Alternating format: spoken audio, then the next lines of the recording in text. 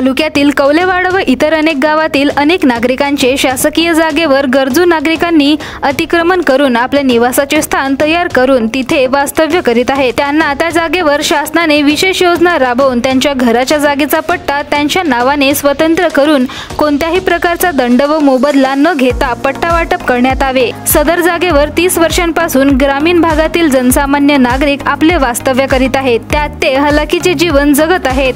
शासनाने याबाबत कोणत्याही गरीबावर अन्याय न करता त्यांना त्यांच्या नियमाचे घराचे पट्टे द्यावे। तहसील कार्यालय भंडारा येथील महसूल विभागाशी चर्चा करताना अशी मागणी काँग्रेस कमिटी रोजगार व स्वयंरोजगार भंडारा जिल्हाध्यक्ष तथा काँग्रेस जिल्हा सचिव पवन मस्के यांनी केली आहे।